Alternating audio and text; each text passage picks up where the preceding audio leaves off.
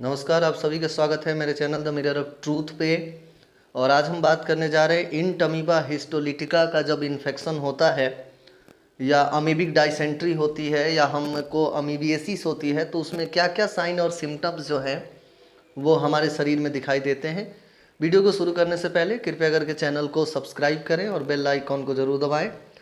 Pathogenesis और clinical features की बात करें तो इंटमीबा हिस्टोलिटिका के द्वारा इंटेस्टाइनल और एक्स्ट्रा इंटेस्टाइनल अमीबिएसिस होती है। जो इंटेस्टाइन में हो उसे इंटेस्टाइनल और जो इंटेस्टाइन के अलावा किसी दूसरे ऑर्गन में हो उसे एक्स्ट्रा इंटेस्टाइनल कहते हैं।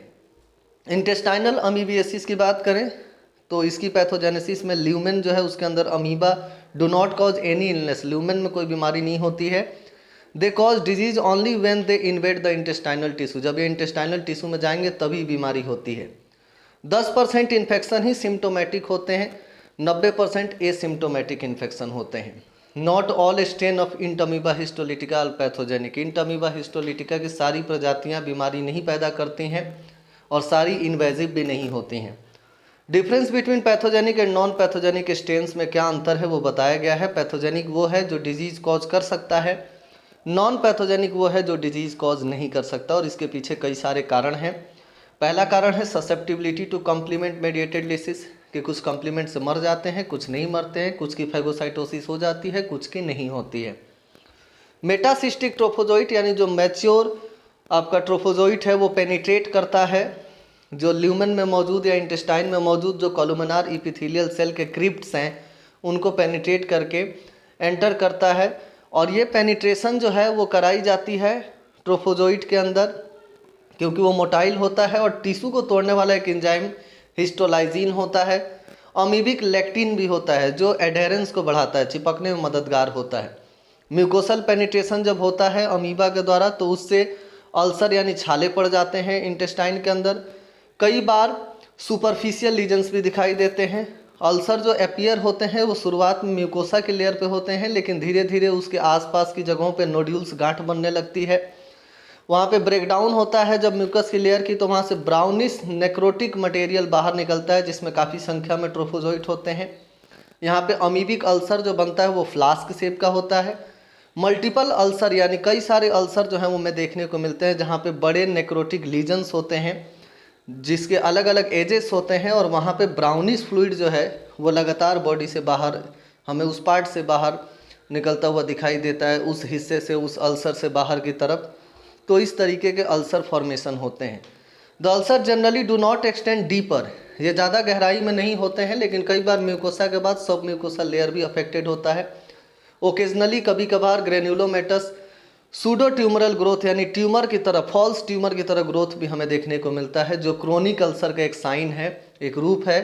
एंड दिस अमीबिक ग्रेनुलोमा या अमीबोमा में B mistaken for the malignant tumour, कई बार गलती से लोग हम इसको या कई बार डायग्नोसिस के समय इस अमीबोमा को हम मेलिग्नेंट ट्यूमर मान लेते हैं लेकिन ये एक फॉल्स ट्यूमर है जो उत्पन्न हुआ है अमीबिक एक्यूमुलेशन के कारण, इसीलिए इसको अमीबिक ग्रेनुलोमा या अमीबोमा कहा जाता है।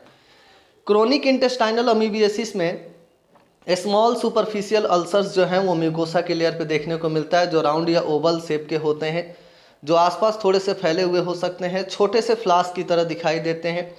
मार्क्ड स्कार यानी इंटेस्टाइनल वॉल पे हमें धब्बे दिखाई देते हैं, वहाँ पे वॉल पतला दिखाई देता है, उसमें डिलेशन भी हो जाता है, सैकुलेशन भी देखने को मिलता है। एडेशन काफ़ी ज़्यादा होता है नेबरिंग स्पेस में यानी नज़दीकी हिस्से में। क्लिनिकल मैनिफेस्टेशन की बात करें तो इस बीमारी का इंक्यूबेशन पीरियड 1 से 4 महीनों का होता है। Clinical course is characterize by ये प्रोलॉन्ग्ड, लेटेंट, रिलैप्स और इंटरमिशन, 4 तरीके का हो सकता है, लंबे समय तक, अंतराल पे या छुपा हुआ या बार बार होने वाला। इसके मैनिफेस्टेशन अमीबिक डाइसेंट्री की तरह दिखाई देते हैं। बैसिलरी डाइसेंट्री से कंपेयर करें तो बैसिलरी डाइसेंट्री सिगेला के द्वारा होता है और इसके और उसके लक्षणों में बहुत फर्क होता है। यहाँ पे स्टूल की अमाउंट काफ़ी ज़्यादा होती है, स्टूल के अंदर फाउल स्मेल होता है, ब्राउनिश ब्लैक कलर का हो सकता है। Often with the blood streaked mucus, इसके अंदर ब्लड और म्यूकस भी कई बार हमें देखने को मिल सकते हैं क्योंकि वो फीसेस के साथ डिस्चार्ज होते हैं। यहाँ इस इमेज में आपको इंटेस्टाइनल अमीबिएसिस में दिखाया गया है कि जो स्पेसिमेन शो कर रहा है आपको कि अमीबिक अल्सर कोलोन के अंदर देखने को कैसे मिलता है। कई बार यहाँ पे RBC in stool are clumped and reddish brown, इनका आरबीसी स्टूल के अंदर होते हैं रेडिश ब्राउन कलर के होते हैं। सेलुलर एक्जुडेट यानी सेल के छोटे छोटे टुकड़े भी काफ़ी कम मात्रा में देखने को मिलते हैं। चारकोट लीड एंड क्रिस्टल्स जो हैं वो प्रेजेंट होते हैं। Patient is usually afebrile and non toxic, patient के अंदर कोई टॉक्सिन का प्रोडक्शन नहीं होता है। In fulminant colitis there is confluent ulceration and necrosis of colon, यहाँ पे कोलोन के अंदर नेक्रोसिस होने लगता है और जिसके कारण कुछ टॉक्सिन जनरेट हो जाते हैं। Intestinal amoebiasis not always result in dysentery, her intestinal amoebiasis से डायसेंट्री नहीं होता है।